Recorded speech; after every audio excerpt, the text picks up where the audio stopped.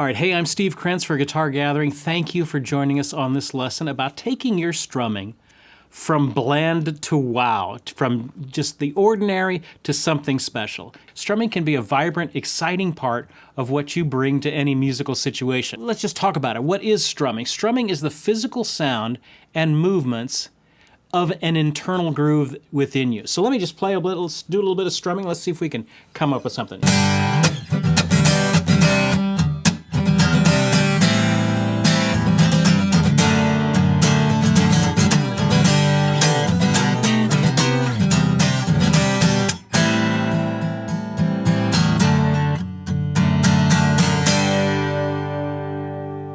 There you go, a little bit of what you can do with strumming. It can be a vibrant, exciting part of what you bring to any musical situation. So let's talk about what kind of is happening here. Strumming is this physical sound, and it's the movements, but it's coming from an internal sense of rhythm within you, an internal groove, if you want to think of it that way. The groove starts inside, and it comes out through your strumming. And now here are some steps to improving your strumming and taking it from just bland to something that's more exciting, more vibrant, more helpful to singers that you're working with. All right, first thing, it's about the beat and the groove, not about the specific pattern that you're playing. We get all bent out of shape about patterns. It's not necessarily about the pattern. You need to think. I know on guitar we think a lot about harmony and chords and things like that, but when you're strumming, you need to think about something else. You need to think like a drummer.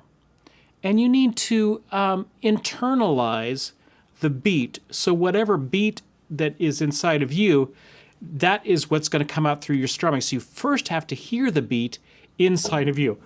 This internalization of the beat is what I'm getting at. So if I'm playing if my pattern is, let's say that's the tempo. Then I want to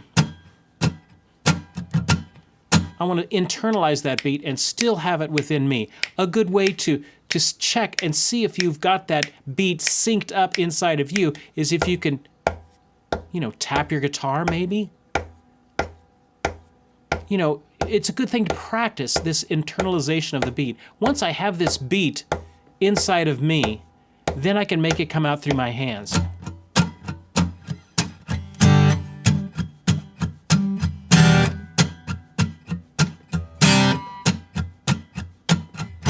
But the secret, the most important part of that is getting that beat inside of you. There's some simple ways to practice doing that. Oh, when you're driving down the road and you're listening to some music on the radio, try and tap your hands on the dashboard or whatever to the beat of the music. Then turn the radio off and see if you can keep the beat for a few seconds before you turn it back on to see if you're right where it was before. You want to internalize that beat. I can't just always be a follower as a guitar player. I've got to think like a drummer, internalize that beat, that groove, and then make it come out through my strumming. All right, so let's take a look at the second point. Good technique in strumming matters. Let me get back here. Good technique matters. So let's talk about good technique for strumming. The first thing is I want to have, you've got to think about what's happening here. I'm creating a little bit of an arc in my motion. So as I'm grabbing my pick and I'm hitting the strings, there's a little arc that's happening in my hand. Do you see how it's coming away from the guitar? It's almost kind of coming in and away from the guitar like that. That's this arc that I'm talking about. So when I want to strum, I want to keep in mind this arc, and where I kind of slightly angle it depends on which string I'm hitting first when I'm strumming, whether the 4th or the 5th or maybe all 6. Now the motion doesn't start with your wrist. It's not a twisty motion like you're screwing in a screwdriver. And it's not an up and down motion like that. It's a combination of both of them, okay? And it starts way back up here in your shoulders. So I can't just strum by doing this right here. That's just the end part of it. Have you ever seen a guy use a whip? And the motion doesn't start right here, you know, when he flicks his wrist. The motion starts way back here and it just comes out through the wrist. That's how it is with strumming. The motion starts back here and then it just comes out of your hand. A good way to practice this motion is to, you know, let's say you're washing your hands or something and you're kind of flicking the water off your hands. That is the motion. My wrist is loose. My wrist is completely loose, but it does need to now do one thing, which is hold a pick. So a good way to practice that is maybe get a pencil and grip a pencil and then try and flick your wrist like that, completely loose. Again, the motion is starting back here. It's just coming out this way. Grip the pencil first. That's a good way to kind of practice it. And then I'm going to take and I'm going to put my pick in between my thumb and my index finger. And now I have to keep a grip on that pick but have a loose wrist.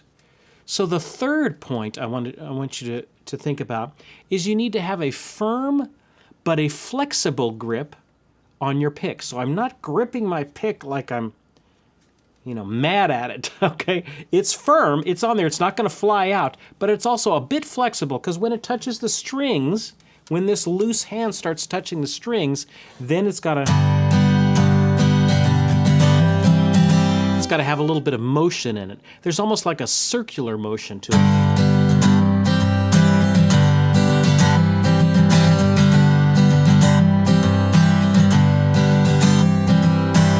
Now, I'm telling you, the secret to it is this loose wrist, okay? Lighter picks tend to help. You don't want to have a really stiff pick.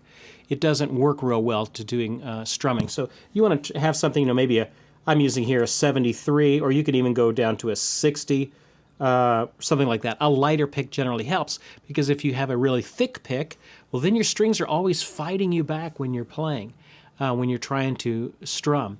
The fourth idea is you want to think of your guitar as a percussive instrument. We talked about a little bit when we were talking about beat in the groove that we're thinking about like a drummer. So let's explore that idea a little bit. Your guitar, I'm going to think of it now, I'm just going to mute all of my strings. And I'm just going to kind of think of this sound that I'm making. And I'm going to start using my guitar as a percussion instrument, as a drum, really.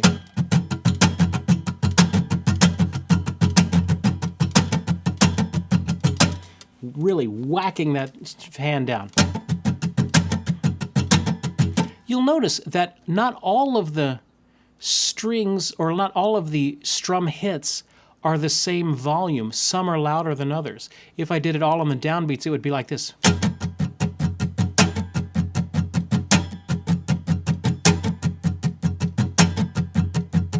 There I'm kind of emphasizing one of the downbeats of all the four. If I did everything the same, it sounds like this. And it's very uninteresting. So there's little kind of layers of sound that's happening. And that layers, if I do like down, down, down, up, down, up. What if I did down, down, down, down. There I'm doing groupings of four, and the first one is emphasized.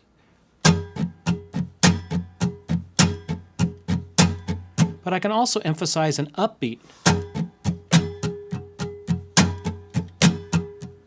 Da, da, down, up, down, up, down, up.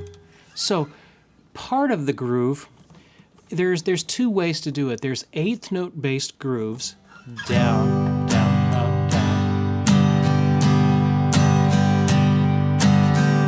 These are based off of eighth notes.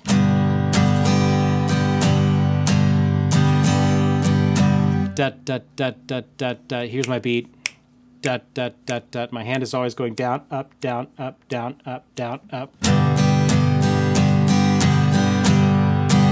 I just emphasize different ones of these. That's an eighth note bass groove, but I also can do a 16th note bass groove, which is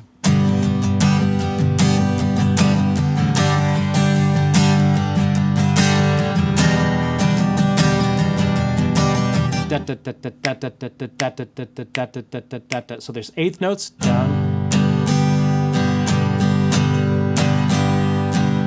Then there's 16th note bass grooves.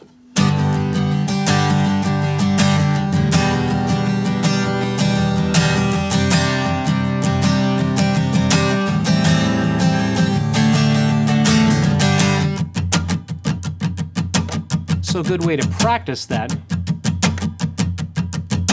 is by muting all of the strings and trying to get some sort of a groove with that. Ways to help with that, you can work with a metronome, you can work with a drum loop, or better yet, get your favorite song and just mute, don't worry about the chords or anything, just mute your strings.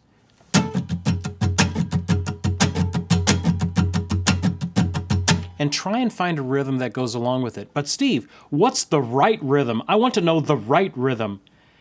Okay. There is no right rhythm. There are some that are better than others and some that maybe the artists themselves are using. Okay? But there's not one right way to do it. It's a rhythm. It's you want to do something that kind of goes along with it. If I tried to play exactly what's going on, I'm going to drown you in downs and ups and 16th note and complicated looking rhythms. Don't think about it that way. It's not that. It's more of a trying to find something that works with whatever groove you're trying to go along with. Okay, and a good way to practice that is just to take the chords out of the equation and you're just left with this muted string.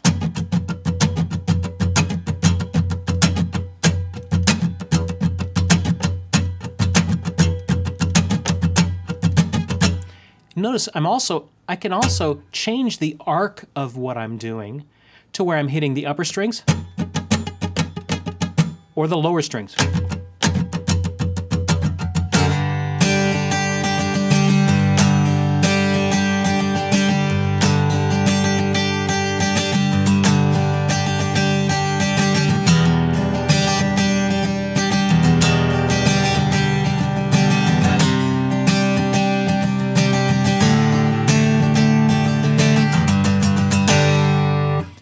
Here's the next idea. I've got 6 points. This is the next to last one here. Fifth, you want to strum confidently. Too many people approach strumming very weak. And when I approach it weak, then the singer that I'm trying to accompany doesn't, they're not sure where the beat is, and nothing works when I come at it as a weak player. Now, this doesn't mean that you're playing loud. This means that you're playing confidently to completely different things. I can still have lots of dynamics in my strumming and be confident. For example, let's say I'm doing... So I'm going to start out loud, I'm going to get soft, I'm going to get loud again. So here's loud.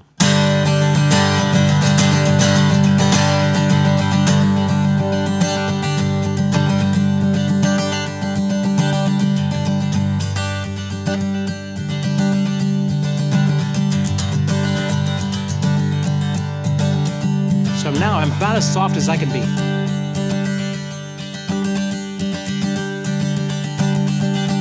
then I can get louder.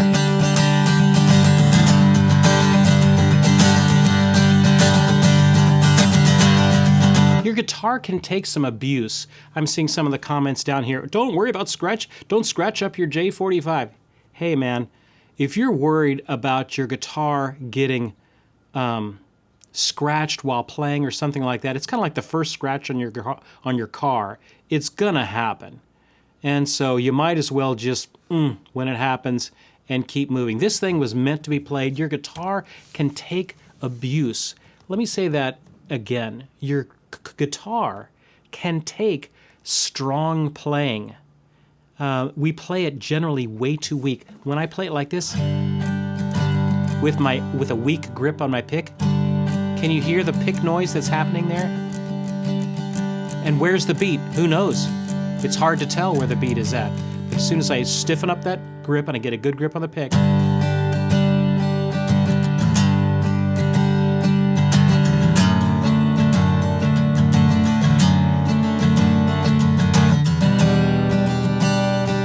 where's the beat? It's right here. I've internalized it, and then I just make it come out through my fingers. but I've got to be confident. If I'm working with a singer, they need to know that I know exactly where that tempo's at.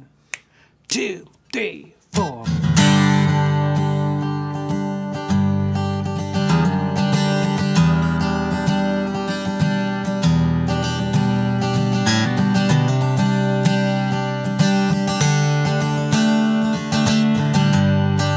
Notice how you knew exactly where the tempo was at. You knew kind of what the chord progressions were, all that sort of stuff, because I was playing confidently. If I play weakly, it doesn't work. I've got to play with some strength. And you want to play with dynamics. You know, one of the things, as I got softer there, I started out with my pick kind of at a 45-degree angle, you know, coming out here normally, about a centimeter's worth of my pick showing like I would normally do. But if I start to do where I'm strumming and I want to do soft, by the end of that, my pick was almost sideways, and I was strumming almost down like this.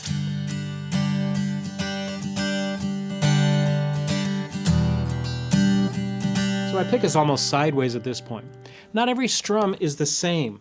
There's different dynamics of these things happening.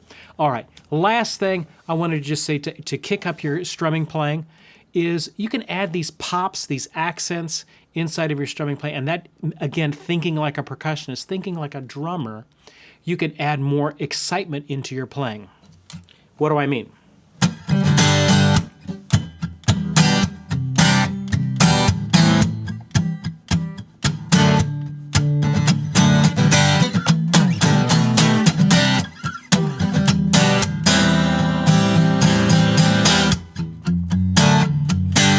Okay, what on earth am I doing there? Okay, I'm hitting strong.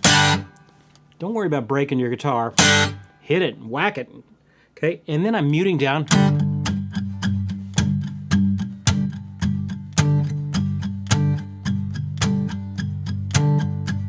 So I can mute it down.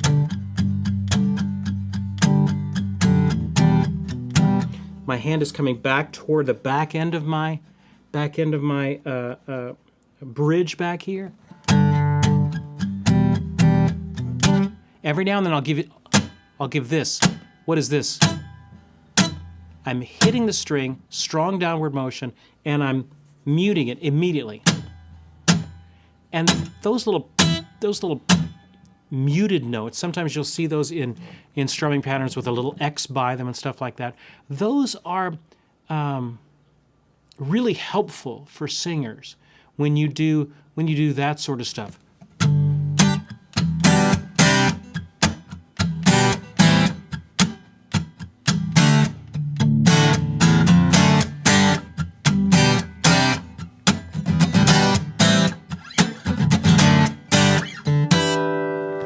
This is an instrument that is meant to speak at a certain volume, and when you don't put enough force, enough energy into the instrument, it doesn't speak like it was meant to speak. And so a lot of times we play it way too soft. And you can get that way with strumming too. It's okay to hit your instrument strong. All right, so there's 4 or 5, 6 different things for you to think about when you're adding your strumming. Taking your strumming from just normal to something with more dynamics, with more accents, with more just a dynamic range. I can get soft, I can get loud, I'm confident in what I'm doing, I'm thinking more rhythmically like a drummer. These are some things that are going to help you take your playing from bland to where you're a strong, confident, vibrant, exciting strumming guitarist. So try to apply some of these things in your own playing, and we will see you guys next time.